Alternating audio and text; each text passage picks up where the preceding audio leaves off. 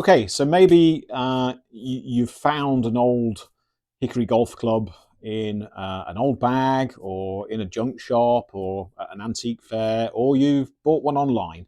eBay is a fantastic forum for buying and selling old golf equipment of all different ages. And certainly you can find a lot of Hickory golf clubs on eBay. So, you've found an old iron. What should you be looking at or inspecting, let's say? Okay, I'm just trying to find one that perhaps has got quite a lot of. Okay, let me just. So this is a putter, but equally, what I'm going to say is valid for irons of all different types. Okay, so the first thing I generally look at, which is different to probably what I looked at 25 years ago, first thing I would have looked at 25 years ago would have been the maker's name or marks on the head. Now, the first thing I look at actually is the shaft. So I'm just going to start with the shaft. Okay, so there is a lot of Hickory golf clubs still in existence, and I would say the vast majority of them don't have shafts that will stand up to regular play. Now, that comment really is aimed at irons, of which you're going to take a good swipe at the ball, not putters. Putters, you're not going to really load the shaft on a putter, or at least I would not expect you to. And so the shafts of putters can be quite flexible and they can still work. And in fact, I use a Hickory putter that is very, very flexible. And sometimes when I'm on the green and I'm just waiting my turn to putt, I sort of, lean on it a little bit, which you probably shouldn't do on a green. But sometimes I do, and the shaft actually bends quite a lot. And I think, that really is quite a bendy shaft. So anyway, with putters, it's personal preference as to how bendy the shaft is. But I'm talking here about clubs for playing longer range shots. Okay, so the first thing I would do if I was at, let's say, a large antique fair or something like that, is I would bend the shaft gently in my hands, just to ascertain how sturdy it was or stiff. Now, sometimes it will be clear because you will look at a shaft and there will be visible damage to it.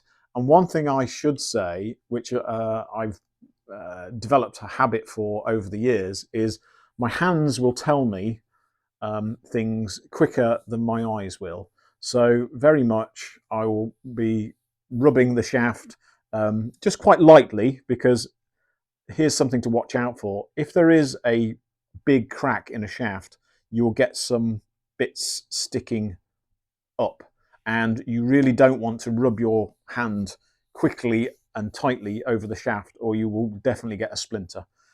Hickory is notorious for that, in my experience. So anyway, I'm looking just to ascertain, is the shaft quite stiff? And actually, if the situation presents itself, I will actually bend the shaft on my knee.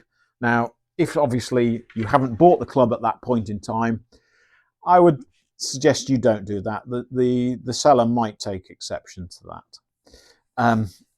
But anyway, let's assume you've bought the club and you bought, let's say, a mashie, and you're thinking of using it for play. Well, I would give it a good flex over your knee, so you're flexing it at least an inch at either end. Now, if that shaft does not stand that treatment, it isn't going to stand up to being played with. Not a chance. Okay, so you've ascertained that it feels relatively okay. The next thing you're going to do, now I am going to try and illustrate this, if I can, with one of these clubs. Maybe not. Okay.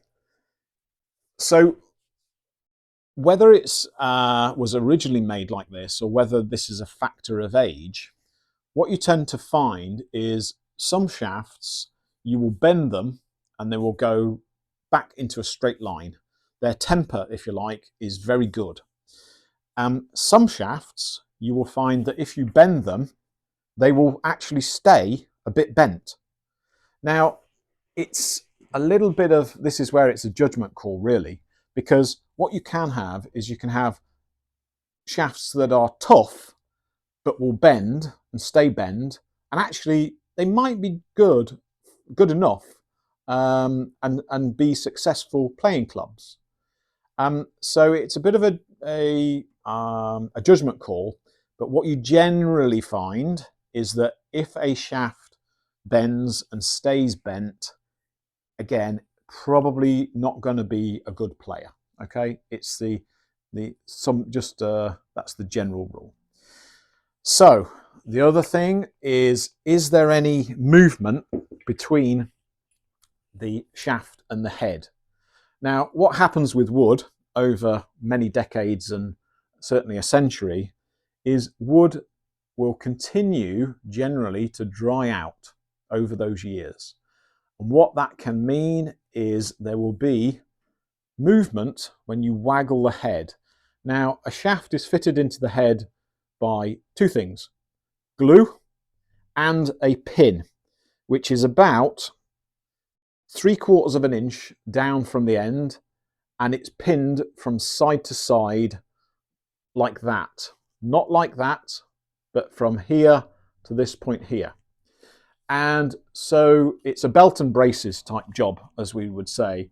The glue actually really does the most of the work and should be solid. But over the years, the glue might have softened and the wood might have expanded, etc., etc. And there will be some movement between the shaft and the head. If the movement is just tiny, and this is where it's hard to describe on a video, then it's probably going to be just about okay for play. But what you would need to consider if you wish to play with that club on a regular basis is that at some point it needs to be reset.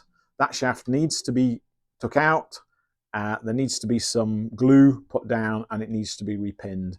And I will cover that in another video, and I've already done a video on that, so if you look in the comments below, I will put a link to that video about reshafting an iron.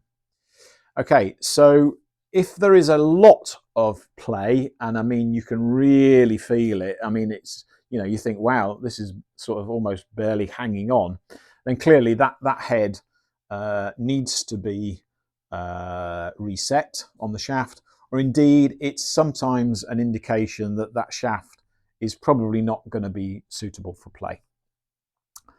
Okay, the next thing you're going to look at is just the head in general. Now, this is where a lot of particularly new collectors, and I still do this, of course, myself, is you'll see a club and you'll think, right, okay, let's see if we can make out who's manufacturing, whose name is on this club. And sometimes, if it's a mild steel head, it will be very, very dark rust. You will barely see anything there at all until you clean off the rust. Now, how you do that is there is quite a few different methods, and people generally develop a favorite method. Now, in the early days of collecting, I was frightened to actually clean up a head, because I'd read in books, you know, you shouldn't unless you really knew what you were doing. Over the years, I've certainly learnt a lot, and I think in general, people are a lot more accepting that heads will be cleaned. Now, some people clean them back to literally a mirror finish, where you can see your reflection in them. That's not my personal taste. My personal taste is to clean them back so that it's like a grey metal, what I call a mottled patina. So it doesn't look brand new, but it looks nice and clean and presentable. And the methods I do that, I will cover in a different video. Okay, I'm just talking here about an appraising a club. The thing then to look at is whether the actual club shape suits your eye for what you wish to do. Some clubs you will look at and you'll think, oh no, that really doesn't seem to sit well on the ground, let's say, or it just looks almost a bit of the wrong shape for your eye. It's a bit strange to describe that, but that's very much, I think, the case. Then certainly for irons for play, I would look at the sole and just how wide the sole is. Now this is a Maxwell iron, which if you've never heard before, you will come across this term. So Maxwell irons have a nice wide sole, sometimes called flanged, and usually they will have holes in the hosel here. Now these were, as I understand it, the theory was you take metal here and you add it here. That's great, but what it does is it immediately allows a way for water and moisture to get into the underneath here, and you will nearly always find that a Maxwell iron will need re-glued and repinned. But anyway, if you have been lucky enough to find a Maxwell, then you've probably got some of the most playable irons that are available to the Hickory golfer. But that said, I have 55 sets of rental clubs. They are certainly not all Maxwells, only a couple of bags probably of Maxwells. And actually, it's probably much, much more common to find clubs that are just straight blades, one might say, with quite narrow soles in comparison to modern, and certainly in comparison to a Maxwell.